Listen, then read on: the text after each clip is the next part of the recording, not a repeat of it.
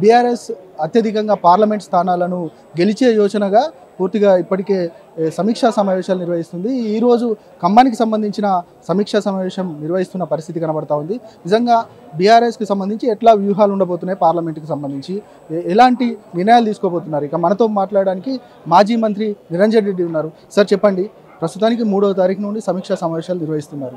ఎట్లా అంటే మీ కార్యకర్తల నుంచి ఎట్లాంటి ప్రతిపాదనలు వస్తున్నాయి, మీరు తీసుకోబోయే నిర్ణయాలు ఎట్లా ఉండబోతున్నాయి? ఒక్కొక్క సమీక్షా సమావేశంలో సుమారుగా 700-750 నుంచి 1000 దాకా పాల్గొంటున్నారు. అంటే మేము సంఖ్యను కుదించినాం. వాస్తవంగా ఒక నియోజకవర్గానికి సగటున 75 మంది 100 మందికి మించి లేరు, కానీ ఎక్కువ వస్తున్నారు ఉత్సాహం కొద్ది. వచ్చే వాళ్ళంతా కూడా కీలకమైనటువంటి పార్టీ నాయకులు, స్థానిక సంస్థల ప్రజాప్రతినిధులు. అంటే ఒక రకంగా చెప్పాలంటే పార్టీ భారాన్ని మోసేటువంటి వాళ్ళు,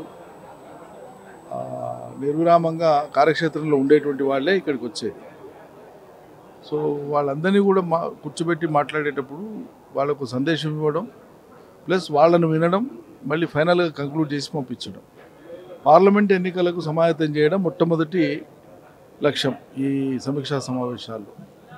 2, గడిచిన శాసనసభ ఎన్నికలలో ఆయా నియోజకవర్గాల్లో ఒకవేళ వాళ్ళ దృష్టిలో వాళ్ళ గమనంలో ఉండేటువంటి గంభీరమైనటువంటి అంశాలు ఏమైనా ఉంటే వాళ్ళు స్వేచ్ఛగా పార్టీకి సూచనల రూపంలో తెలియజేస్తే వాటిని సవరించుకోదగిన అయితే తప్పకుండా పార్టీ స్వీకరించి సవరించుకుంటుందని.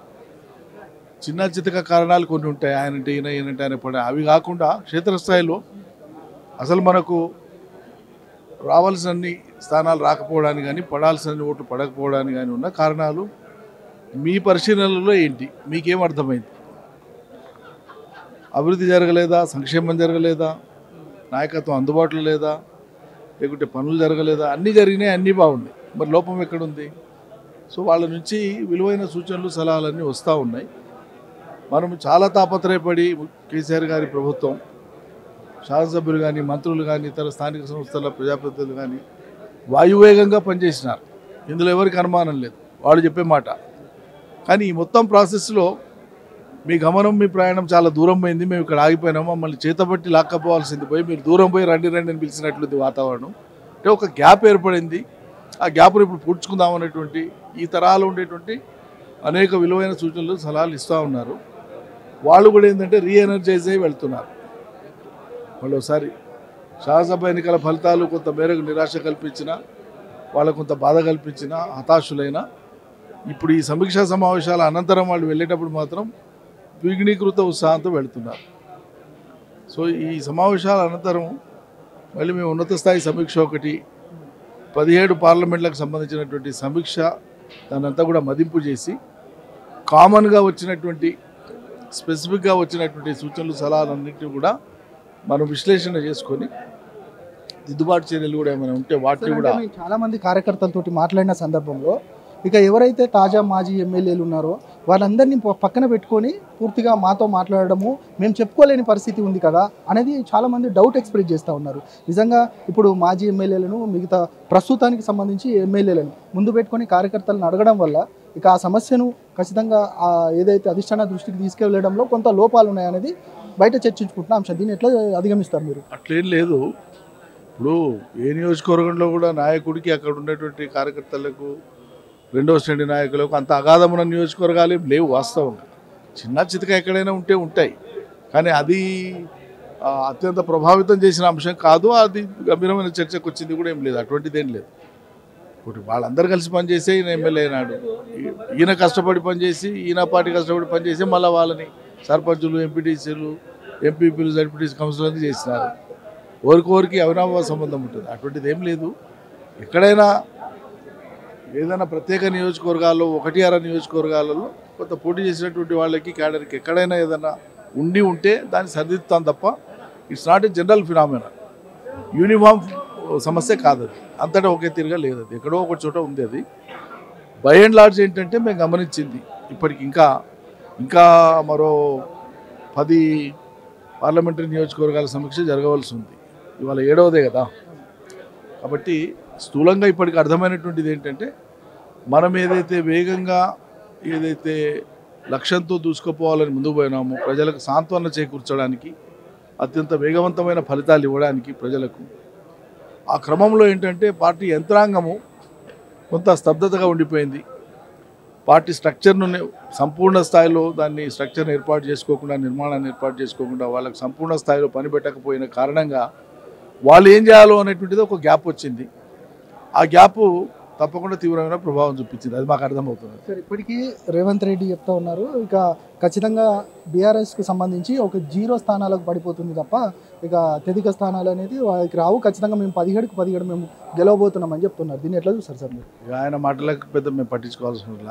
ఆయన ఎప్పుడేం మాట్లాడుతాడు. నేను మాట్లాడిన దానికి ఆయన దిశబొమ్మలు కాలుతున్నాయి అలా రాష్ట్ర వ్యాప్తంగా. ముందు ఆయన దుకాణం ఆయన చక్క పెట్టుకోమనండి, వాళ్ళు ఇచ్చిన మాటని ఆ హామీలను అమలు చేయమని చెప్పండి. సార్, ఇంకొకటి పూర్తిగా ఒక చర్చ జరుగుతుంది మహబూబ్ నగర్ సంబంధించి. ఇక మీరు పోటీలోకి రాబోతున్నారు అనేది అధిష్టానం మీకు ఏమైనా ఈ నిర్ణయం పైన మీకు ఏమైనా సంకేతాలు ఇచ్చిందా అంటే మీరు ఏం చెప్తారు? లేదు, ఇప్పటి వరకు అటువంటి ఆలోచనే లేదు. ఇప్పటి వరకు యథాతథంగా స్పష్టంగా గౌరవ ముఖ్యమంత్రి గారు ప్రకటించిన తొలి సీటు చేవెళ్ళ. ఈరోజు వచ్చినటువంటి రెండవ ప్రతిపాదన ఖమ్మంలో మాకు ఇంకా రెండవ మనిషి ఏం లేరు, నామగారే ఉంటారు, వారిని ప్రకటించమని కోరుతున్నామని యునానిమస్గా సమావేశం వాళ్ళందరూ కలిసి కేటీఆర్ గారికి విన్నవించినారు. అది కేసీఆర్ గారు దృష్టిలో పెడతామని చెప్పినారు. ఇది మినాయిస్తే మిగతా పార్లమెంటరీ అభ్యర్థులకు సంబంధించినటువంటిది ఇప్పుడు ఇంత ముందస్తుగా దాని మీద చర్చ ఏం లేదు. ఇప్పటికి ఎవరు అట్లా అనుకోలేదు. నాకు నేనుగా నేనేం ఆశించటం లేదు, నాకు నేనుగా కుతూహలం ఏం చూపట్లేదు. ఏదైనా పార్టీ ఏం నిర్ణయం చేస్తే దాని ప్రకారం పోతాం. సార్, మీ అంచనా ప్రకారం బీఆర్ఎస్కి ఎన్ని స్థానాలు రాబోతున్నాయంటే? ఖచ్చితంగా ఇప్పుడు యాజ్ ఇట్ ఈస్గా మనకేంటంటే మీరు గమనిస్తే మనకు 39 స్థానాలే వచ్చినప్పటికీ మరో 10-12 స్థానాలలో 5,000 లోపు ఓడిపోయినాం మేము. 5,000 లోపు అంటే ఇంకొక 10 స్థానాలు వస్తే అయిపోయేది కదా. కాంగ్రెస్ అధికారంలోకి వచ్చే అవకాశం లేదు కదా. అయితే 7 పార్లమెంటరీ నియోజకవర్గాలలో మాకు 39 స్థానాలే వచ్చినప్పటికీ 7 పార్లమెంటరీ స్థానాలలో ఇప్పటికే మాకు మెజారిటీ ఉంది. మేము అదనంగా ప్రయత్నం చేయాల్సింది మిగతా పార్లమెంటరీ కాన్స్టిట్యూన్సీస్. సో డెఫినెట్గా will be the single largest party, will be the major party. Sir, ఈ 30 రోజుల పరిపాలన కాంగ్రెస్కి సంబంధించి మీ అంచనా ఎట్లా ఉంది, పరిపాలన ఎట్లా కొనసాగుతుందంటే మీరు ఏం చెప్తారు? ఒకటి నేను అనుకోవడం, వాళ్ళు ప్రజల్ని మభ్యపెట్టి అధికారంలోకి వచ్చిండ్రు. మభ్యపెట్టే ప్రయత్నం చాలా తీవ్రంగా చేసిండ్రు.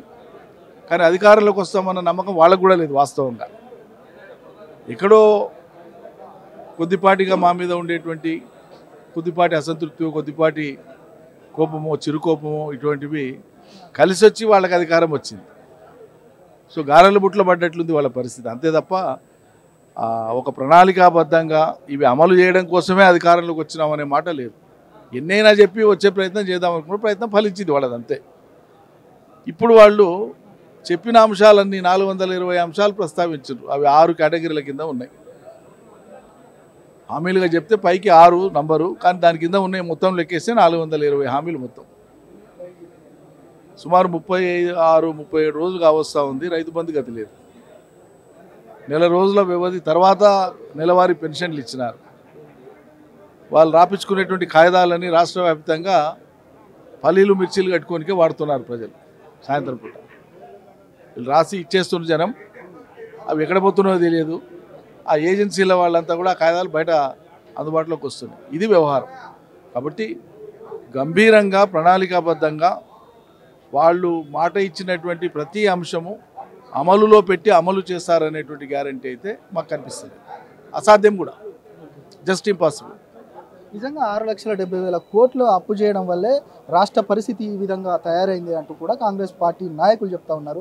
నిజంగా దానివల్లే ఇదంతా డిలే అవుతుందని కూడా వాళ్ళు చెప్తా ఉన్నారు. 30 రోజులే అవుతుంది, ఇంకా మేము 100 రోజుల టైం పెట్టాము, అయినా కూడా మా పైన కేటీఆర్ అదేవిధంగా హరీష్ రావు మా పైన విరుచుకు పడతా ఉన్నారు. ఇది కరెక్ట్ కాదని చెప్తా ఉన్నారు. దీన్ని ఎట్లా చూస్తారు? నిజంగా చెప్పాలంటే, మోటుగా చెప్పాలి తెలంగాణ భాషలో అంటే అది పనికిమాలిన మాట. 10 ఏళ్ల బీఆర్ఎస్ ప్రభుత్వము వరుసగా ప్రవేశపెట్టినటువంటి బడ్జెట్ లేవా, శాసనసభలు కాగ్ రిపోర్ట్లు లేవా, రిజర్వ్ బ్యాంక్ ఆఫ్ ఇండియా యొక్క లెక్కలు లేవా, ఆర్థిక శాఖ వివరాలు లేవా? ఇవేవి అధ్యయనం చేసుకోకుండానే తెలివి తక్కువతనంతోనే మీరు హామీలు ఇచ్చారు ప్రజలకు. ఎన్నికల ముందు ఏం అధ్యయనం చేశారు మరి? అప్పుడు అట్లా ఇప్పుడు ఇట్లా మాట్లాడడానికి సిగ్గుండాలి కదా. మీరు మాట్లాడింది ఏంది? వీళ్ళు దుబారా చేసిండ్రు కేసీఆర్ వాళ్ళు. అవినీతి జరిగింది. అవినీతిని దుబారాను అరికడితే అర్థవంతంగా మేము పరిపాలన చేస్తాము, మాకు నిధులు సరిపోతాయి. ఇప్పుడు నిధులు లేవు కదా అని మీలాంటి మీడియా మిత్రులు వాళ్ళని అడిగినారు ఎన్నికల ముందు. మీరు ఇన్ని హామీలు ఇస్తున్నారు కదా, ఎట్లా సాధ్యమండి అని అడిగినారు. వాళ్ళే కదా చెప్పినారు, ఈ 2 విషయాలే చెప్పినారు కదా. మళ్ళీ ఇప్పుడు నిధులు లేవనే మాట ఎట్లా మాట్లాడతారు? కాబట్టి అది పనికిమాలిన మాట. అట్లా వాళ్ళు మాట్లాడితే గంభీరంగా తీసుకొని మాట్లాడితే ఎస్ ఈ స్థితిలోంచి మేము ఇట్లా ముందుకు వస్తున్నాం అని చెప్పాలి ధైర్యం ఉన్నోడు. చేత కానీ మాటలు కదా అవి.